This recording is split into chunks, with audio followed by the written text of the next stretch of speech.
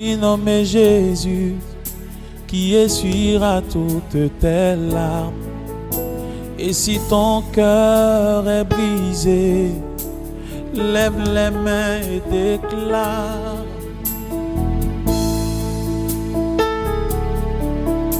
Lève les mains et déclare. Et si ton cœur est brisé, lève les mains et déclare.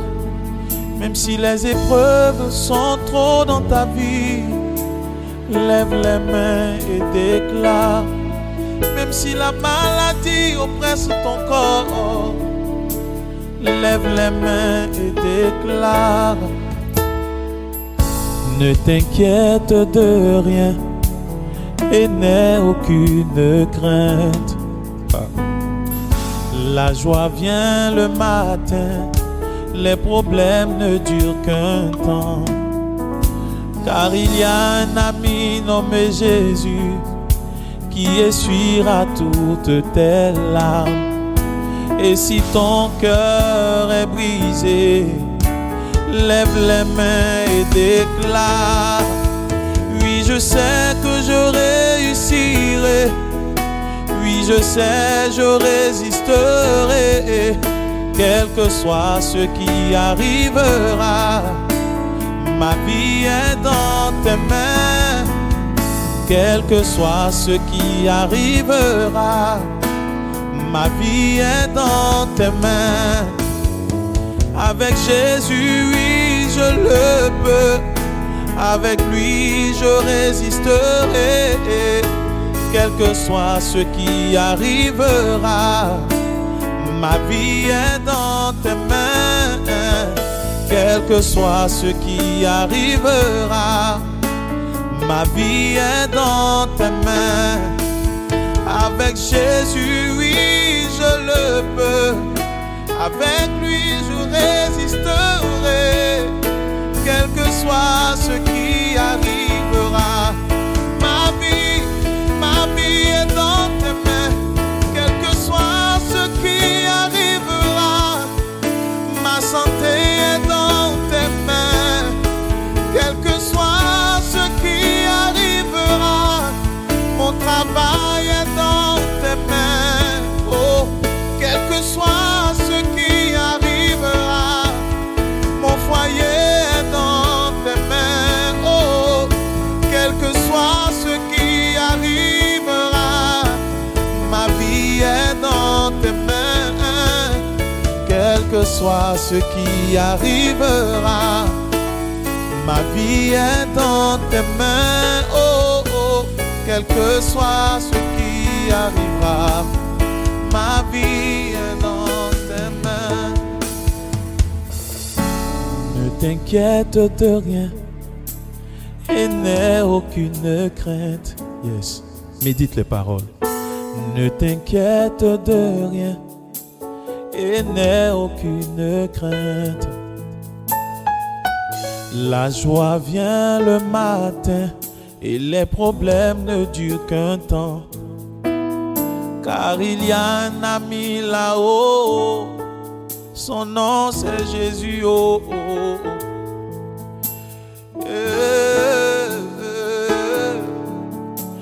Lève les mains et déclare. Quelles que soient les adversités, mon frère, lève les mains et déclare. L'on est sur le point de te renvoyer de ton travail. Oh, mais lève les mains et déclare. Ton mari est sur le point de te chasser du foyer. Mais lève les mains et déclare. Les médecins t'ont dit que tu ne guériras jamais. Non, non, non. Mais lève les mains et déclare. Oh, oui, je sais que je réussirai. Oui, je sais, je résisterai. Quel que soit ce qui arrivera, ma vie est dans tes mains. Quel que soit ce qui arrivera, ma vie est dans tes mains. Quel que soit ce qui arrivera, ma vie est dans tes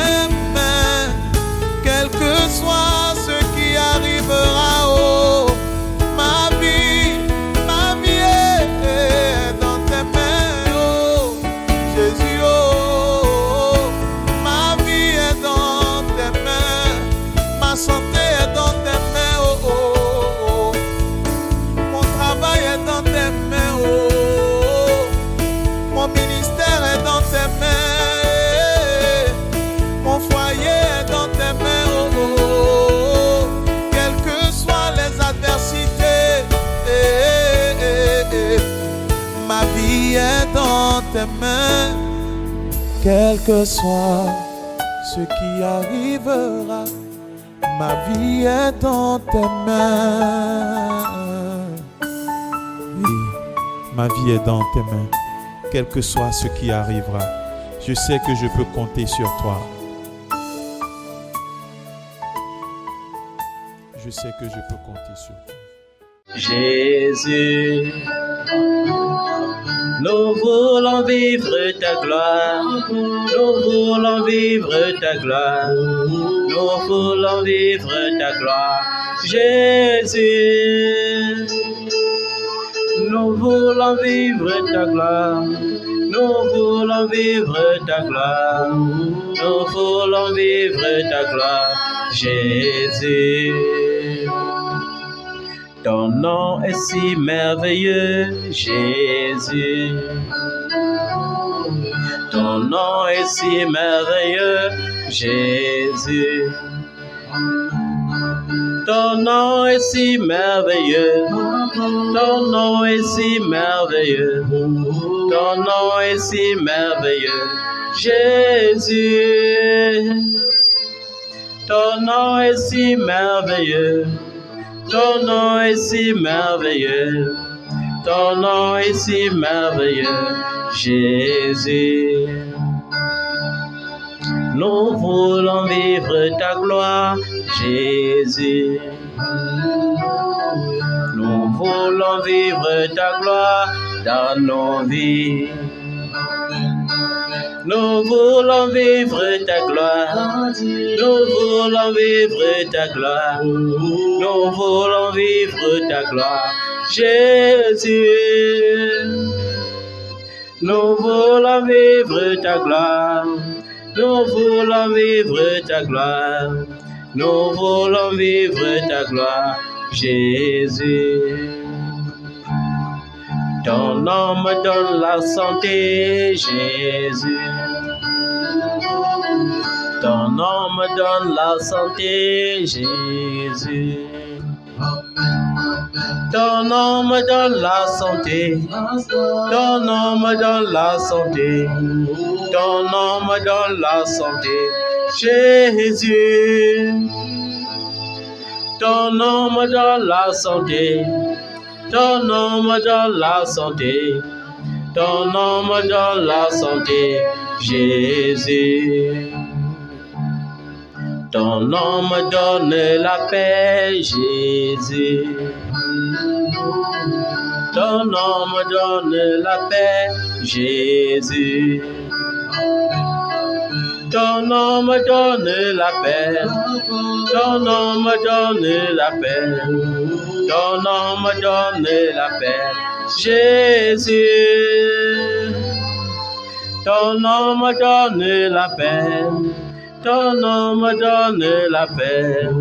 Ton nom me donne la paix, Jésus. Ton nom me donne la vie, Jésus. Ton nom me donne la vie, Jésus. Ton nom me donne la vie, ton nom me donne la vie, ton nom me donne la vie, Jésus.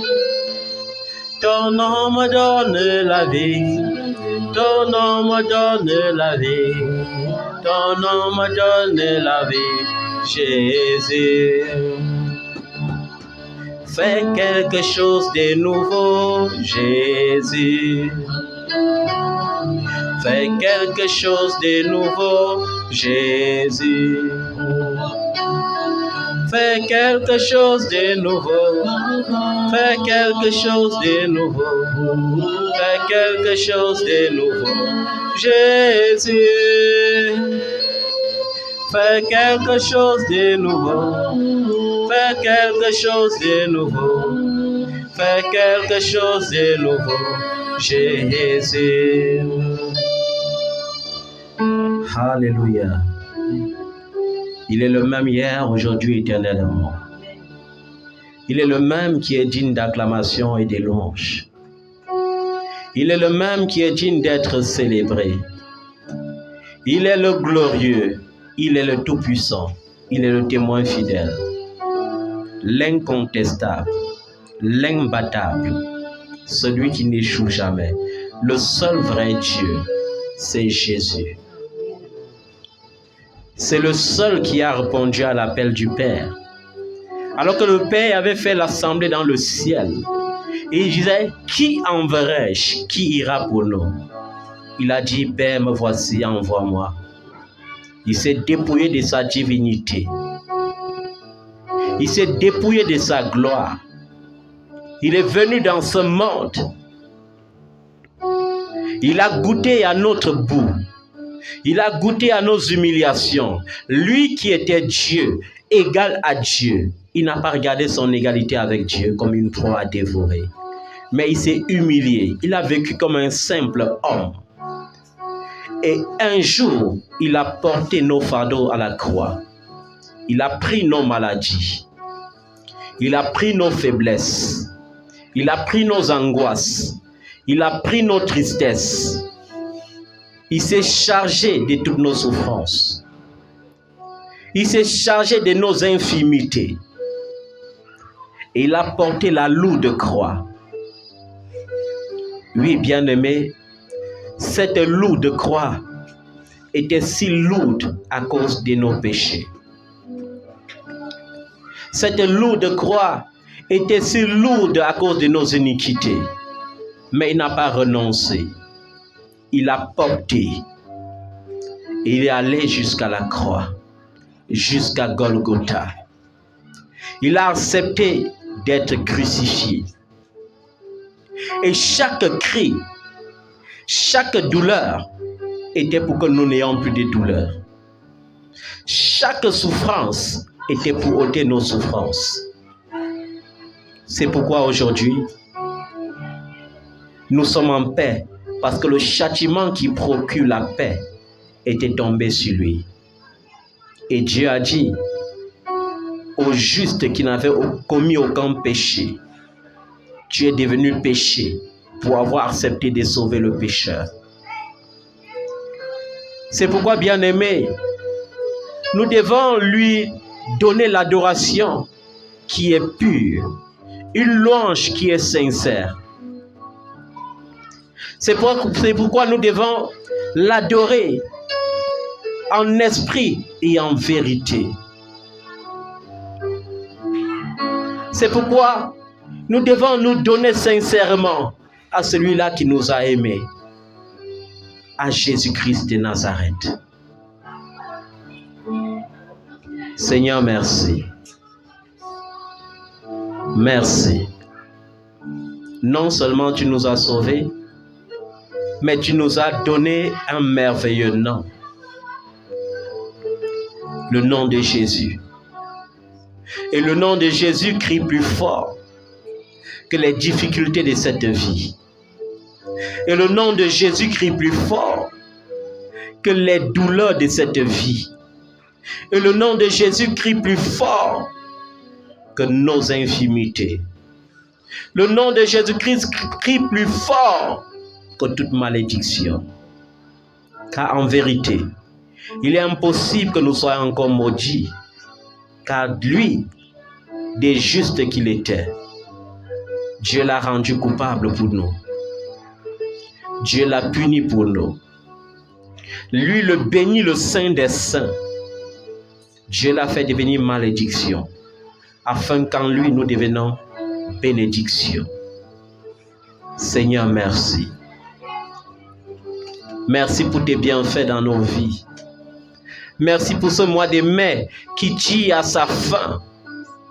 Nous avions des attentes, ô Dieu, comme tous les mois. Mais tu as trouvé bon de nous donner ce qui te plaît. Parce que ta volonté prime sur nos propres volontés. Tu nous as créés et tu connais ce qui est mieux pour chacun de nous. Et tu connais la mesure des paix, la mesure des joies et même des peines que tu accordes à chacun de nous. Nous te disons grandement merci. Merci Seigneur. Merci pour les enfants qui certains ont déjà terminé l'année scolaire et qui pour d'autres préparent les examens officiels. Merci Seigneur parce que c'est toi qui les investis de l'intelligence surnaturelle, de la sagesse surnaturelle, pour que ta parole s'accomplisse dans leur vie et qu'ils soient véritablement la tête et non la queue, comme tu l'as désiré et proclamé dans ta parole. Merci d'avoir veillé sur eux. Merci Seigneur de veiller toujours sur eux. Merci, merci Papa. Et qu'est-ce qui pourrait nous attrister? Car tu nous connais parfaitement, comme tu l'as dit dans le psaume 90. Tu connais lorsque nous nous asseyons et lorsque nous nous levons. Tu connais lorsque nous dormons et lorsque nous nous réveillons. Et savoir qu'un Dieu formidable qui nous a créés nous connaît parfaitement, nous donne la joie de vivre en paix. Et voici, même lorsque nous étions encore une masse infime, tu nous connaissais déjà. Avant que nous ne naissions, tu nous connaissais parfaitement. Et le jour même que nous sommes nés, tu étais présent. C'est toi qui as fait que nous puissions vivre. Et c'est toi qui nous as guidés pendant que nous grandissons. Et tu nous guideras jusqu'à notre tendre vieillesse. Et si c'est par la mort que nous passerons, notre mort aura du prix à tes yeux. Si c'est par l'enlèvement, ta volonté sera faite. Car nul ne conteste avec toi. Merci Seigneur. Merci Papa. Merci.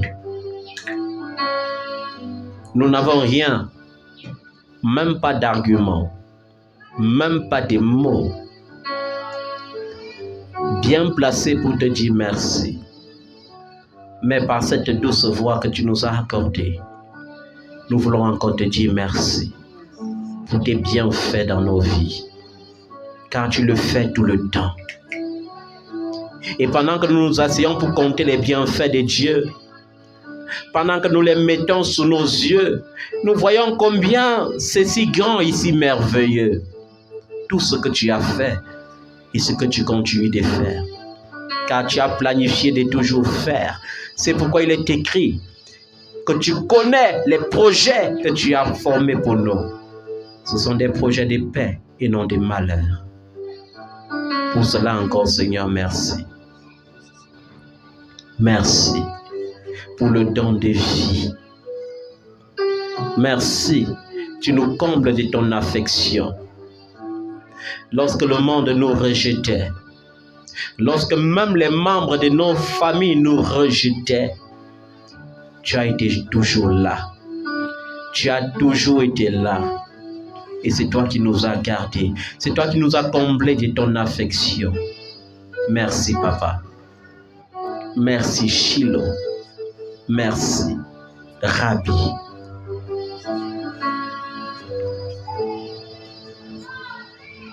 Alors que les gens nous détestaient, tu nous as comblés de ton amour. Tu nous as donné ta sécurité. Tu nous as donné ta vie, ta victoire. Merci, Papa. Lorsque nous avons été malades, tu nous as guéris. Nombreux tombent malades et meurent, mais tu nous as guéris. Pas parce que nous prions plus que les autres. Pas parce que nous sommes plus saints que les autres, mais seulement par ta grâce. Ta grâce infinie. Ta grâce que nul homme ne peut comprendre. Ta grâce qui démontre ta fidélité. Ta grâce qui démontre ton amour. Merci, Papa. Aucun père ne peut aimer comme toi tu aimes. Aucune mère ne peut aimer à la dimension de ton amour. Aucun frère, aucune sœur, aucun ami. Merci, Seigneur. Merci, Papa. Merci, Shiloh. Te dis merci. Et la chose la plus merveilleuse que nous puissions faire, nous n'avons même rien à t'offrir. Comme disait David dans le psaume 51, Si tu prenais plaisir au sacrifice, nous t'aurons offert des sacrifices. Mais tu ne prends pas part, tu ne prends pas plaisir au sacrifice. C'est pourquoi, Seigneur, nous devons t'offrir notre obéissance. Et rester comme des enfants obéissants et soumis, qui marchent avec crainte et tremblement devant ta face. Papa, merci. Merci. Et nous levons nos mains vers toi encore ce soir. En signe d'adoration. Merci Jésus. Nous élevons nos mains vers toi, Père, en signe d'adoration, pour te dire merci pour tous tes bienfaits, pour te dire merci. Merci pour tes bienfaits, pour ton amour, pour ta bonté, pour ta fidélité, pour ta compassion. Merci Seigneur Jésus. Merci Papa. Tu as été toujours là. Tu n'as jamais cessé d'être là. Dans la barque de notre vie. Le vent voulait nous menacer, tu as menacé le vent. La tempête voulait nous menacer, tu as menacé la tempête. Merci pour ta présence dans nos vies. Même le soir, lorsque nous tombons sur le coup de la fatigue, oh Dieu. Lorsque la fatigue prend raison de notre corps, tu nous rappelles encore que tu ne nous as pas laissés orphelins. C'est pourquoi ton esprit, dans nos temps de faiblesse, continue d'intercéder pour nous par des soupirs inexprimables. Merci, Papa.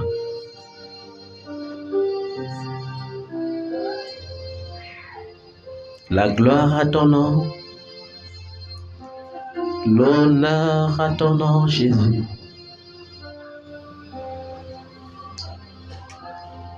Reçois, oui, reçois la gloire. Receive the glory, O Lord.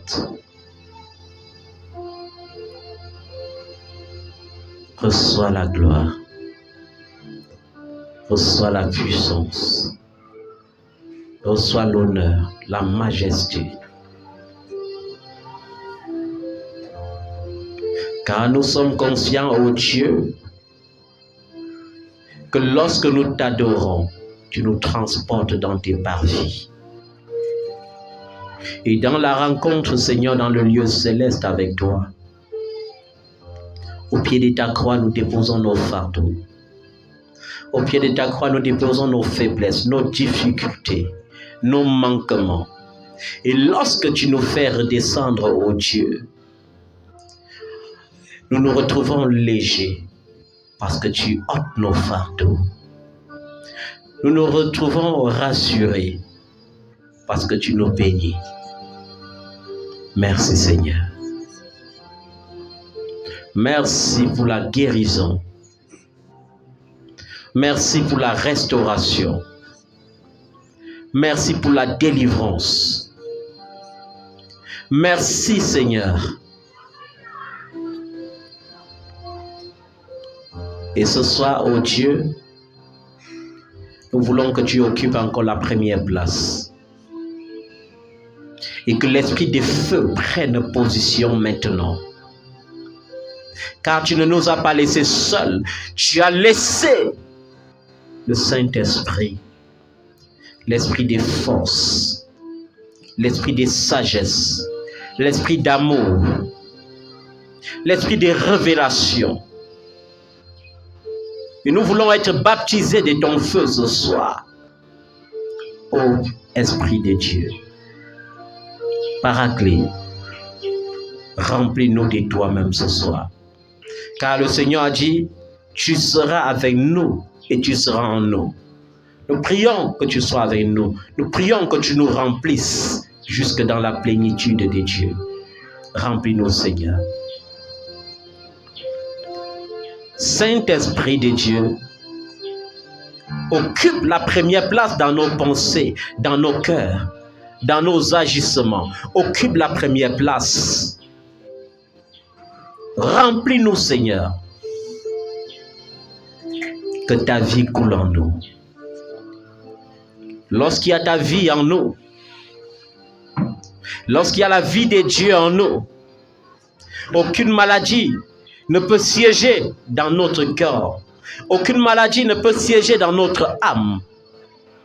Parce que le Saint-Esprit nous procure la guérison dans toutes les dimensions de notre vie. Que ce soit dans la dimension physique, le Saint-Esprit donne la vie. Que ce soit dans la dimension spirituelle, il procure la force, la vigueur à notre âme. C'est pourquoi nous sommes dans l'assurance ce soir. Parce que tu as occupé la première place. Et lorsque tu occupes la première place, Saint-Esprit, la vie ne peut qu'être bénie. Et maintenant que le Saint des Saints a fait son entrée dans notre vie, nous voulons que tu nous dépouilles complètement de nous-mêmes. Que tu nous dépouilles de nos tuniques souillées. Que tu nous dépouilles de nos pensées impures. Seigneur, à toi, nous exposons notre cœur. D'ailleurs, tu connais notre cœur mieux que nous-mêmes. C'est pourquoi, Papa, nous voulons reconnaître que tu es saint et que nous pouvons être saints que par ta présence. Nous pouvons être saints que lorsque tu nous remplis de toi. Nous voulons reconnaître que nous sommes des hommes, des faibles, et te supplier, Seigneur, te supplier, Saint-Esprit, de nous pardonner nos pensées mensongères, nos pensées calculateurs, nos pensées destructives, nos pensées remplies de jalousie, nos pensées remplies d'animosité. Nous voulons, Saint-Esprit, que tu nous pardonnes. Pardonne-nous. Tu as promis, Seigneur, que si nous reconnaissons que nous sommes des pécheurs, il te sera fidèle et juste de nous pardonner. Pardonne-nous. Pardonne-nous, Saint-Esprit.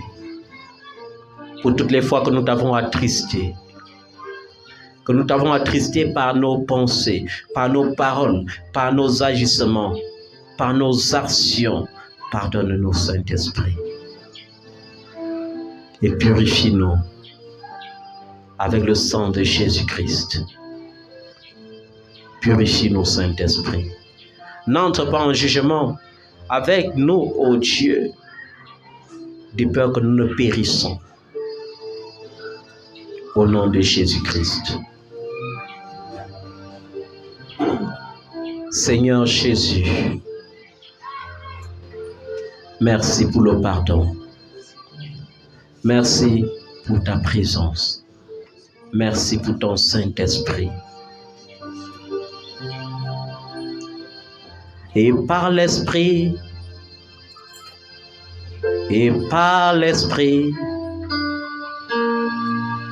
nous avons la vie. Et par l'Esprit,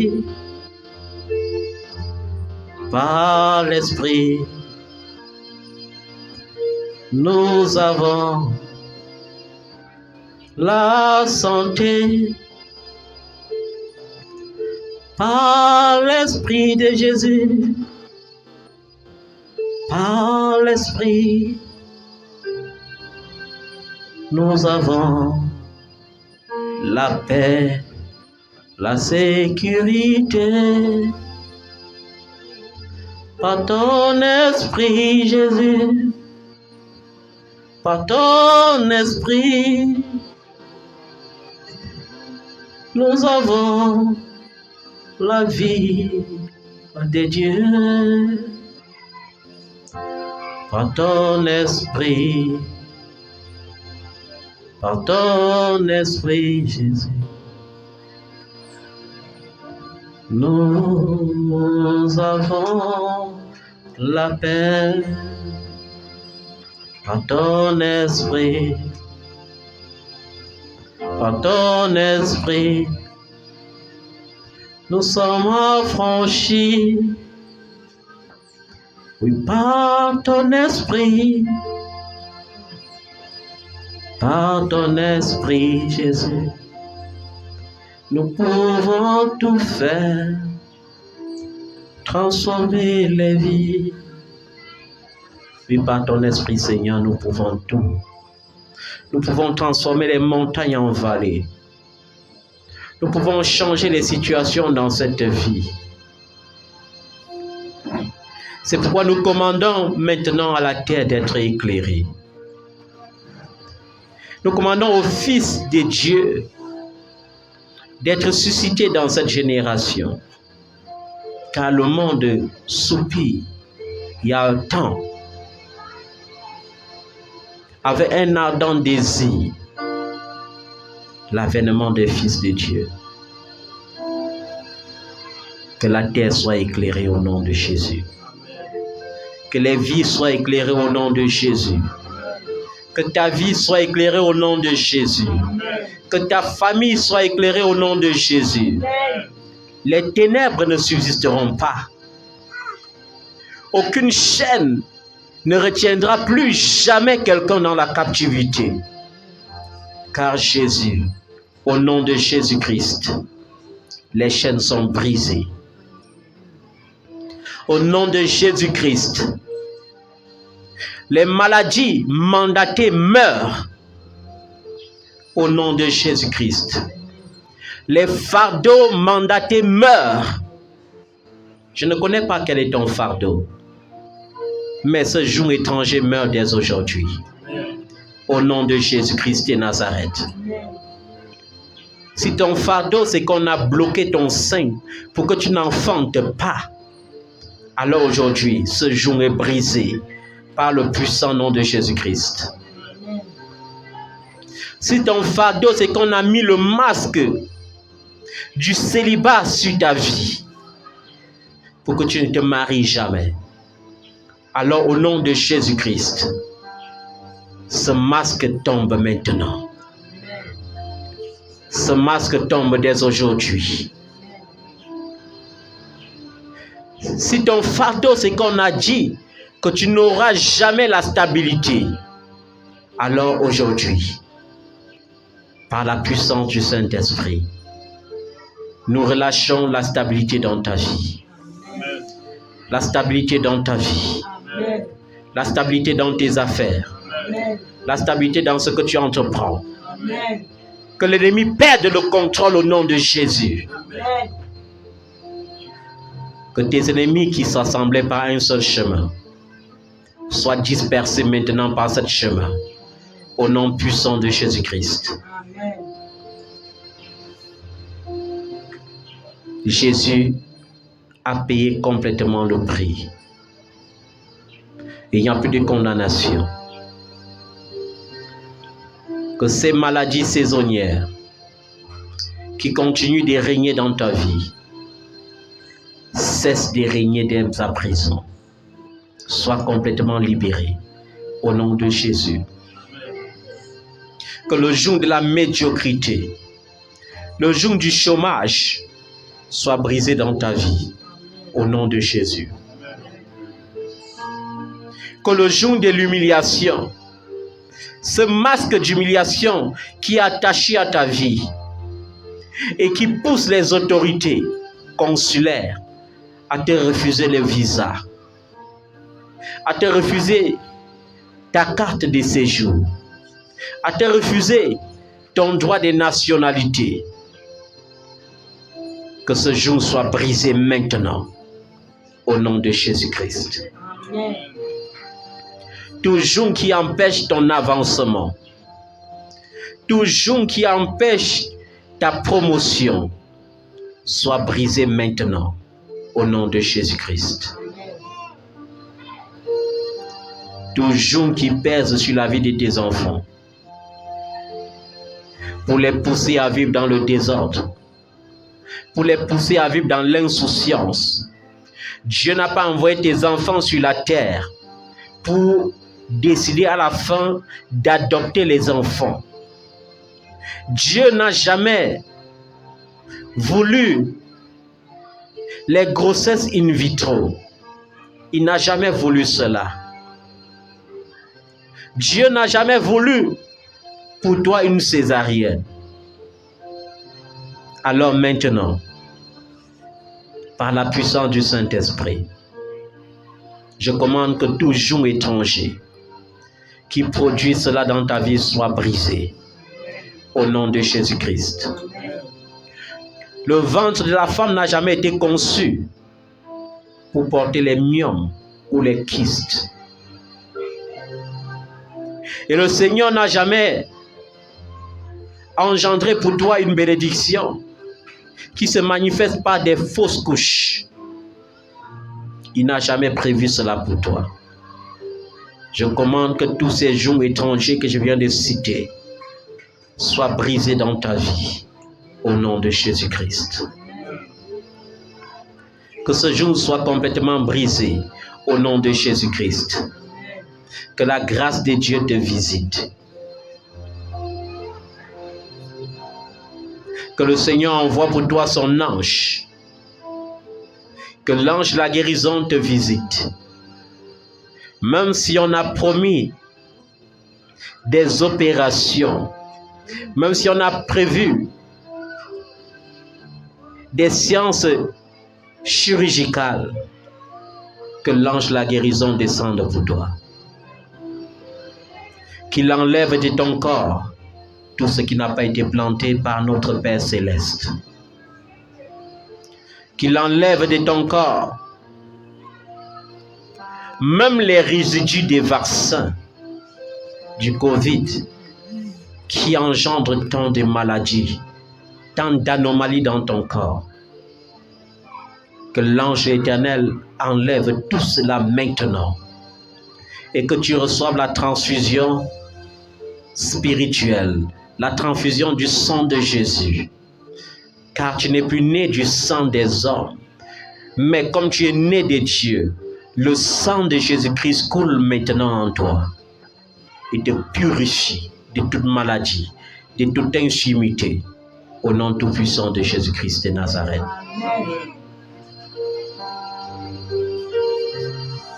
Seigneur, nous te disons encore merci. Parce que nous croyons que tu nous as franchis encore ce soir. Nous disons merci parce que nous croyons que tu nous restons encore ce soir. Nous disons merci parce que nous croyons que tu nous guéris encore ce soir. Merci Seigneur. Au nom de Jésus.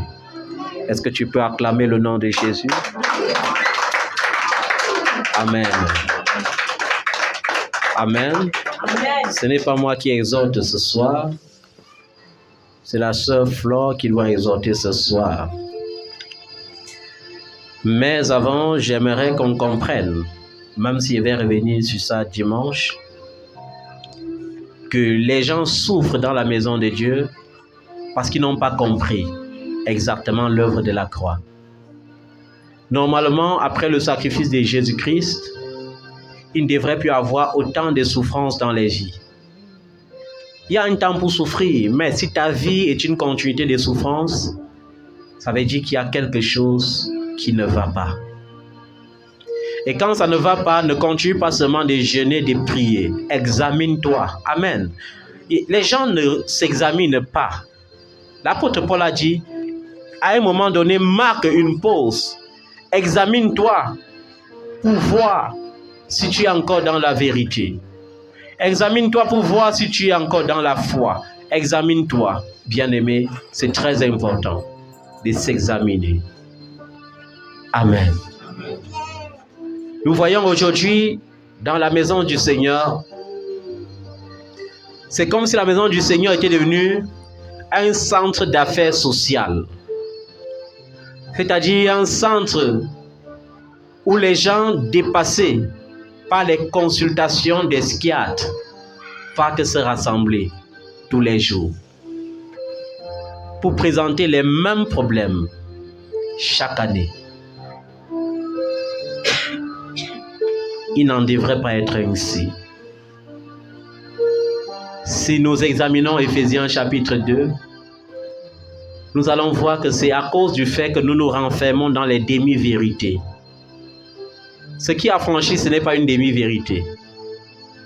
On n'a pas dit tu connaîtras une demi-vérité et une demi-vérité t'affranchira. On a dit vous connaîtrez la vérité et la vérité vous rendra libre.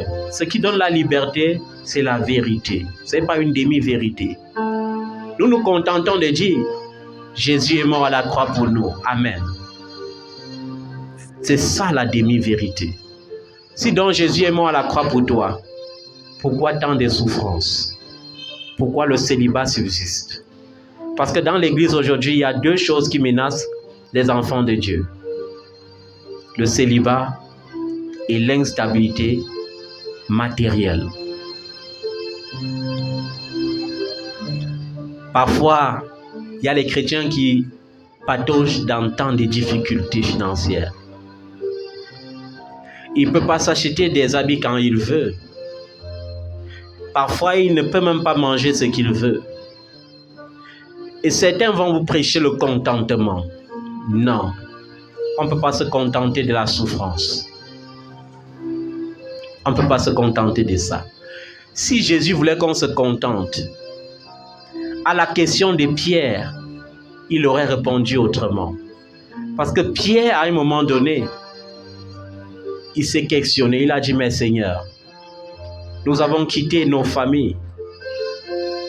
Même la pêche que tu nous avais trouvée, qu'on faisait, on a tout abandonné pour te suivre.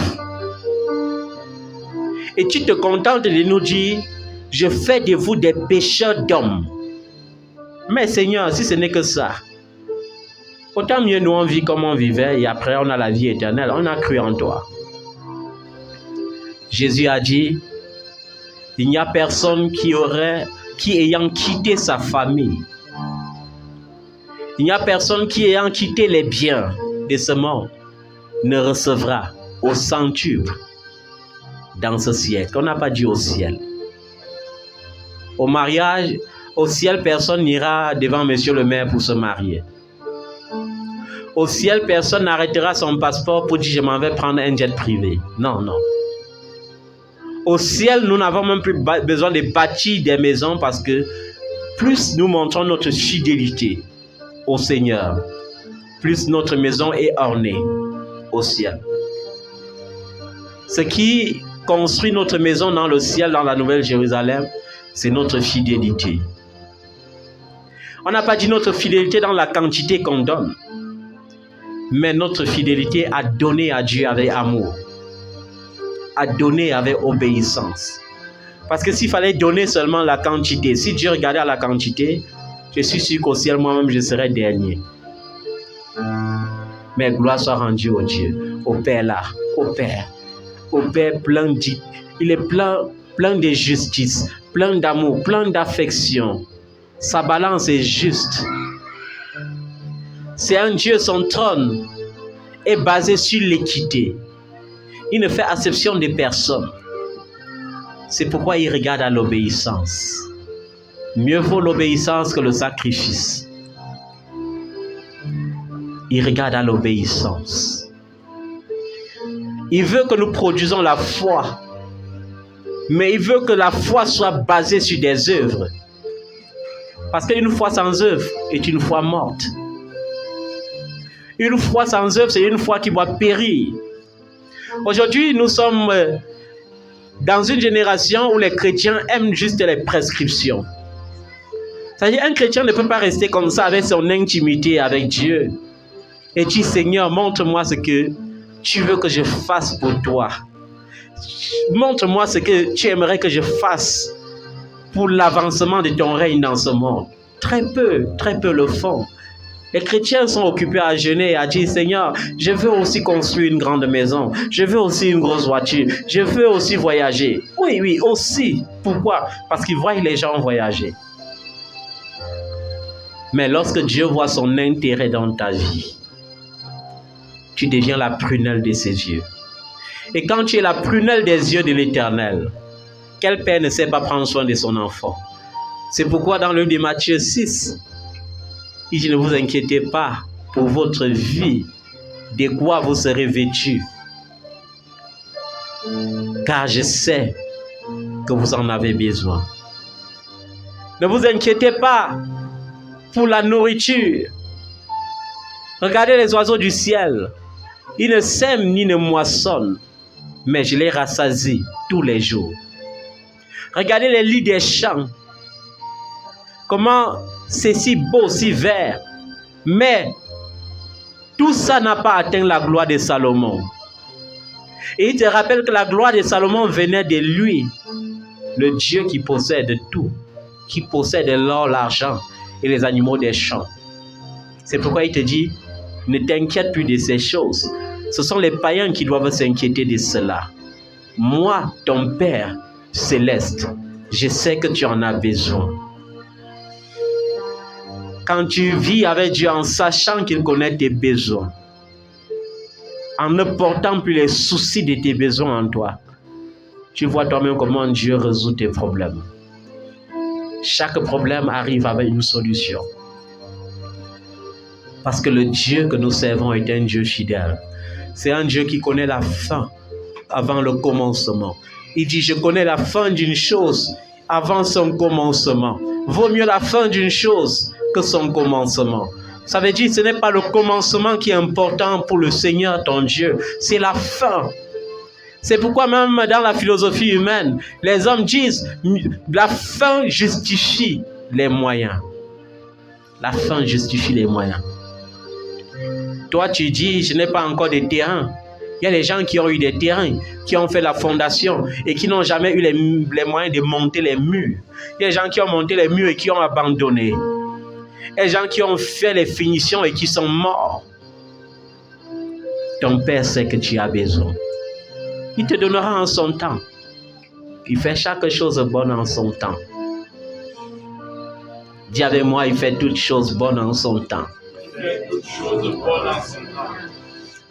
Mon Père fait toutes choses bonnes en son temps. Ce qui tue les enfants de Dieu, c'est qu'ils n'ont pas compris. Enfant de Dieu, j'appartiens à Dieu. Ça veut dire j'appartiens à Dieu. Ça veut dire même si je n'ai plus de père dans la chair, je ne suis pas orphelin. Il est là. Il est là. Il faut ressentir sa présence juste. Il est là. C'est que les enfants veulent voir un Dieu. Dieu veut que nous voyions un Père et non pas un Dieu. Parce qu'un Dieu, on ne l'approche pas. Amen. Mais un Père, on l'approche. Quel enfant manquera le courage, même le plus timide de tes enfants? Manquera-t-il le courage de dire, quand il a vraiment besoin du yaourt, de dire, papa, j'ai besoin du yaourt? Et s'il a besoin du chocolat, manquera-t-il le courage de dire, papa, je veux du chocolat? Non, non, non, non. C'est la même chose avec le Seigneur. Il veut que nous le voyions comme un Père. Mais nous nous efforçons toujours de le voir comme un Dieu. Parfois, au lieu de s'examiner, la crainte de Dieu ne signifie pas la peur de Dieu ou la terreur de Dieu. Non, non. Les gens qui définissent mal la crainte de Dieu. Vivre dans la crainte de Dieu ne signifie pas vivre dans la peur de Dieu. Non, ce n'est pas ça. Amen. La peur de Dieu, c'est autre chose. La peur de Dieu signifie que tu es devenu pécheur. Parce que la Bible dit qu'il n'y a pas de crainte dans l'amour. La crainte suppose un châtiment. C'est pourquoi lorsqu'Adam a péché, qu'est-ce qu'il a eu comme réflexe? Aller se cacher. Amen. C'est un peu comme un enfant qui dit, Seigneur, je prends la résolution de ne plus me souiller. Et après, il part y souiller. Il a peur d'approcher Dieu. Cette peur n'est pas la crainte de Dieu. Dieu est amour. Il n'y a pas de peur dans l'amour. Dans l'amour, il y a l'assurance. Dans l'amour, il y a la sécurité. Dans l'amour, il y a la paix, il y a la vie. Mais la crainte suppose un châtiment. La crainte suppose un châtiment. C'est pourquoi ton Dieu te dit encore ce soir, pour toi qui n'arrives pas à te pardonner, pourtant Dieu t'a pardonné. Il te rappelle qu'il t'a pardonné. Il te rappelle même par ma bouche, parce que les serviteurs de Dieu ont aussi un droit de veto sur ton péché. Jésus a dit aux apôtres, ceux à qui vous retiendrez les péchés, il leur sera retenu. Ça veut dire, un homme de Dieu peut dire, tu ne seras jamais pardonné et tu ne peux pas être pardonné. S'il est authentique, tu ne seras pas pardonné. Mais s'il dit, mon fils, ma fille, ne t'inquiète pas, le Seigneur t'a pardonné. Il faut avoir cette assurance. C'est pourquoi dans les épîtres de Jean, il a encore décrit le Seigneur qui est amour. Et il a dit quelque chose d'important. Dans 1 Jean 3, qu'est-ce qu'il a dit d'important? Il dit, si notre cœur ne nous condamne pas, alors nous sommes des hommes parfaits. On te dit, il y a la perfection lorsqu'il n'y a pas de condamnation. Si ton cœur ne te condamne pas, tu peux jubiler et dire, je suis un homme parfait, je suis une femme parfaite. Mais il te dit quelque chose encore. Si ton cœur parvient quand même à te condamner, il faut que tu saches que Dieu est plus grand que ton cœur. Et que lorsque Dieu dit qu'il t'a pardonné, tu vas ressentir ce pardon. Il y a les enfants qui ne progressent pas parce qu'ils sont habités par la culpabilité. Ils sont tellement habités par la culpabilité. Ils n'arrivent pas à se pardonner. Dieu l'a pardonné, mais lorsqu'il y a une épreuve qui l'approche, il se souvient toujours du péché qu'il avait fait. Il dit, sans doute c'est ce péché-là qui me poursuit. Non, non, Dieu n'est pas comme ça. Dieu n'est pas rancunier. Quand Dieu t'a pardonné, il accomplit pour toi ce qu'il a dit dans le livre d'Isaïe 41. Il dit, ne vous souvenez plus des événements passés. Ce qui est ancien est ancien. Je rebâtis toutes choses dans les nouvelles bases. Parfois, il faut s'asseoir et faire un nouveau départ. Quand tout va mal, quand tout devient persistant. Parce que Dieu ne se trompe pas. Il ne peut pas dire des choses et pratiquer le contraire. Il dit dans sa parole qu'il ne peut pas t'éprouver au-delà de tes forces. Mais pourquoi une épreuve doit survenir dans ta vie qui dépasse ta force? C'est qu'il y a un problème. Parfois, il faut s'asseoir et s'examiner. Mais les enfants de Dieu aiment le raccourci. Au lieu de s'examiner lorsqu'ils échouent, ils préfèrent persister dans les jeûnes. Est-ce que tu sais que lorsque tu jeûnes, en étant dans le péché, tu augmentes le poids de ton châtiment et de ta malédiction? C'est un peu comme un enfant qui est impur et qui prie pour recevoir les bénédictions. Il peut recevoir que la malédiction. Tu ne peux pas recevoir des bénédictions lorsque tu es souillé. Il faut s'examiner. Amen. Il faut s'examiner. Quand ça ne va pas, prends une pause. Marque une pause. Ne te jette pas directement dans le jeûne. C'est pour cela qu'il y a les gens qui terminent un jeûne. Ils rencontrent encore plus de difficultés qu'avant le jeûne. Parce qu'ils se sont jetés dans le jeûne étant maudits. Et le jeûne active soit la bénédiction immédiate, soit la malédiction immédiate. Surtout les enfants qui jeûnent pour lutter contre les autorités célestes. Tu ne peux pas pour dire, Satan, je t'envoie le feu, alors que tu es rempli d'iniquité. Qu'est-ce que Satan fait? Il dit, je t'avais même oublié depuis, mais comme tu m'invites, je prends ton feu, je multiplie par 3 et je dépose dans ta vie. C'est pourquoi il y a beaucoup de victimes dans l'église aujourd'hui. Beaucoup qui se découragent. Seigneur, pourquoi? Seigneur, est-ce que tu existes encore? Seigneur, pourquoi tu ne me réponds pas? Alors que Dieu, la Bible dit dans Isaïe 46, la main de l'Éternel n'est pas courte pour sauver. Son oreille n'est pas dure pour entendre nos cris. Mais s'il y a une barrière, ce sont nos propres iniquités. Ce n'est pas le démon, ce ne sont pas les sorciers. Parfois, les démons interviennent parce que nous croyons que ce sont eux. Et comme ils doivent aussi se défendre, quel est l'innocent qui ne se défendrait pas? Parfois, nous les invitons dans nos propres vies, alors qu'il faut juste s'examiner. Ce n'était pas l'exhortation, c'était l'éveil spirituel. Il est temps pour les enfants de s'éveiller. Nous sommes au 5e mois. À la fin du 5e mois, à partir du 6e mois, c'est le mois de l'accélération. Si le train prend l'allure, la vitesse, sans que tu ne sois à bord, ça veut dire que tu dois vivre un éternel recommencement. Dieu ne t'a pas destiné à ça. Dieu t'a destiné à la grandeur et à la célébration. Mais pose-toi la question, depuis janvier que les gens célèbrent la grandeur, pourquoi suis-je toujours en train de ne pas célébrer? Pourquoi? Le royaume des cieux est forcé. Pourquoi il y a certains qui viennent voir le Père une seule fois? Dès qu'ils rentrent, boum, quelque chose de grand éclate dans leur vie. Parce qu'ils viennent avec la foi. Ils saisissent avec la foi. Ils saisissent avec confiance. Mais j'ai des enfants qui sont remplis de mais, de si, qui pensent qu'ils peuvent aider Dieu. Ils n'ont pas une foi. Je n'ai pas besoin de ton mais. Non, non. Ce que je cherche dans ta vie, ce n'est pas ton mais, ou bien ton peut-être ou ton si. Ce que je veux, c'est un amen aveugle. Amen, je fonce. C'est ça. Dieu a besoin d'un amen aveugle. Pas d'un amen qui réfléchit. Pas d'un amen qui raisonne. Les enfants qui raisonnent sont les proies faciles pour les difficultés dans cette vie. Dieu a besoin des enfants qui disent Amen. Fermement Amen.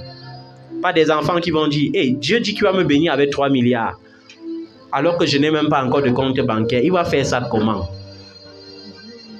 Parce qu'il y a certains qui disent que Dieu ne descendra plus du ciel pour donner quelque chose. Le poisson surnaturel, qui est la banque surnaturelle, existe toujours jusqu'à ce jour. Jésus a dit à Pierre, va, prends le premier poisson, fends le ventre. L'argent que tu vas trouver dedans va payer nos impôts. Aujourd'hui, l'enfant de Dieu jongle, il fuit les impôts. Il fait les calculs, il fuit les impôts, il ouvre les boutiques, il jongle, il jongle, il jongle, il jongle.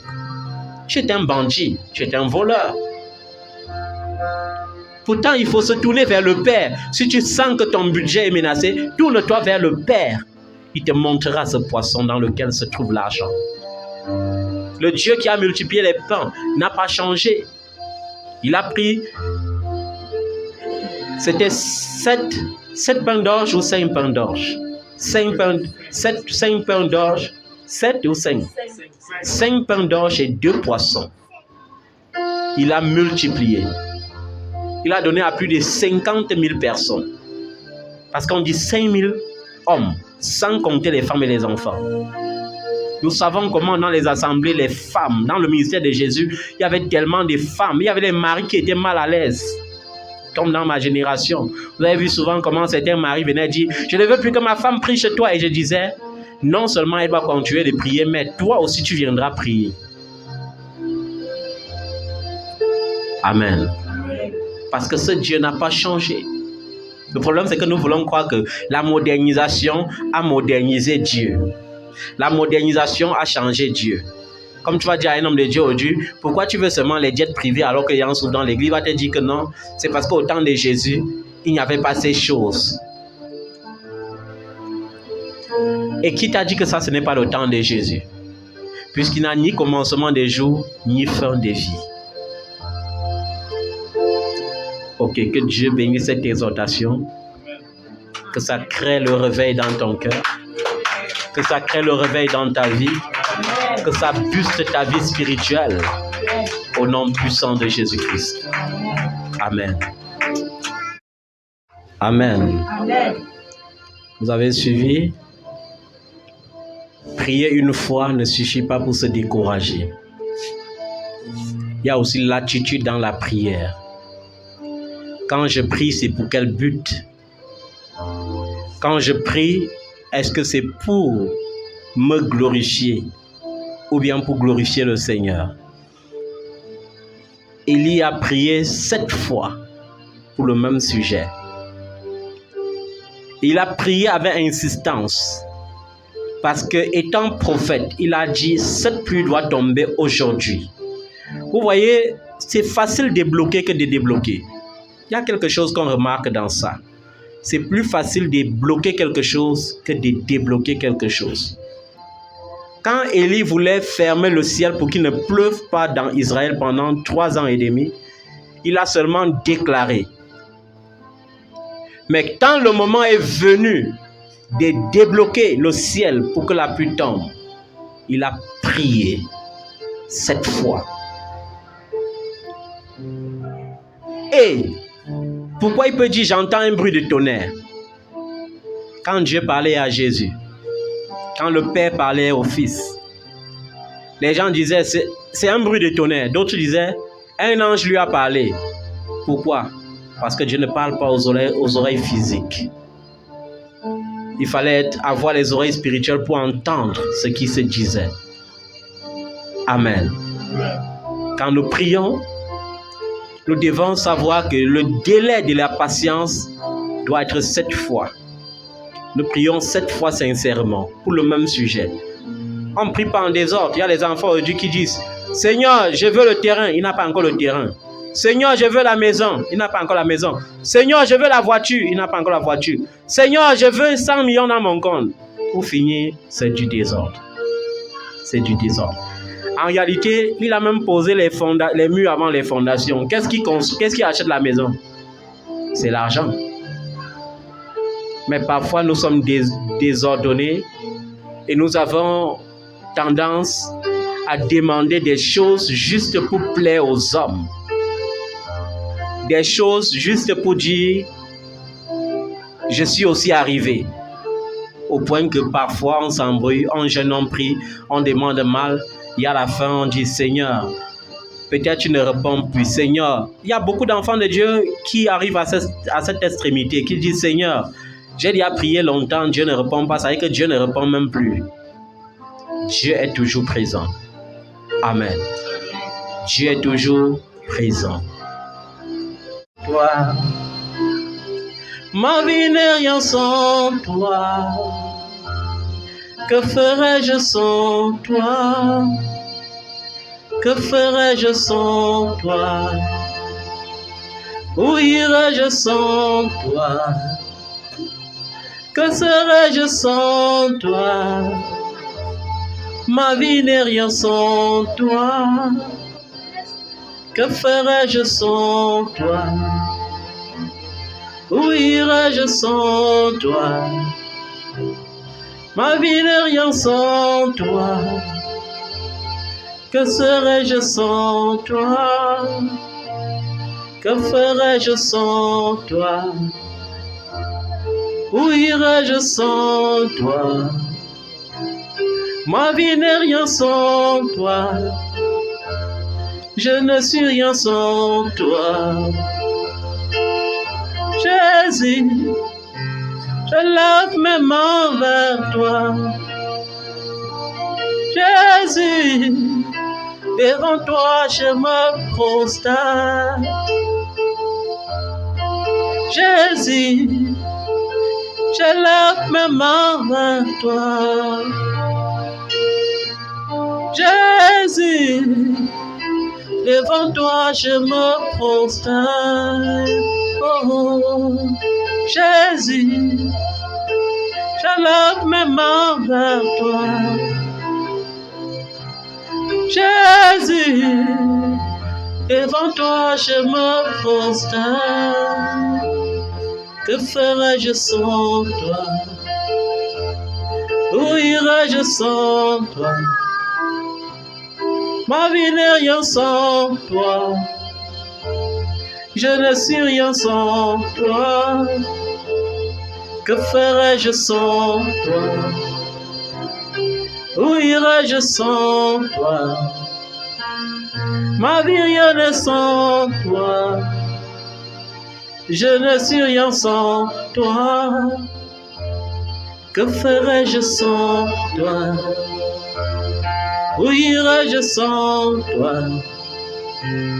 Ma vie n'est rien sans toi. Je ne suis rien sans toi. Jésus, je lève mes mains vers toi. Jésus, devant toi je me prosterne. Jésus, je lève mes mains vers toi.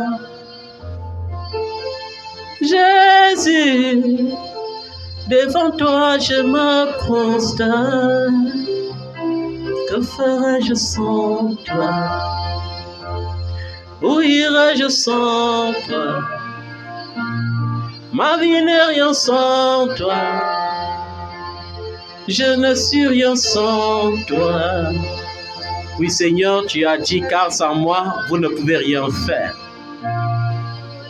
C'est pourquoi je dis, sans ta grâce, nos offrandes sont vaines.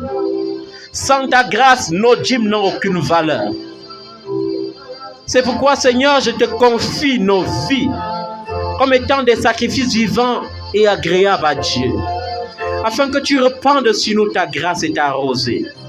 Afin que tu répandes sur nous la pluie de ta bénédiction. Que tu bénisses chacun de nous ce soir.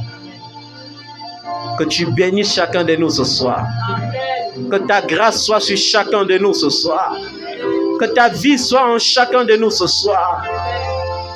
Que ta puissance se manifeste en chacun de nous ce soir. Au nom puissant de Jésus-Christ de Nazareth. Je déclare que tu es béni. Je déclare que tout ce que tu touches est béni. Je déclare que tout ce que tu entreprends est béni. Je déclare que tu seras béni lorsque tu sortiras et lorsque tu rentreras. Je déclare la grâce, la faveur de Dieu, l'abondance du ciel sur ta vie. Au nom puissant de Jésus-Christ de Nazareth. Amen. Que Dieu vous bénisse.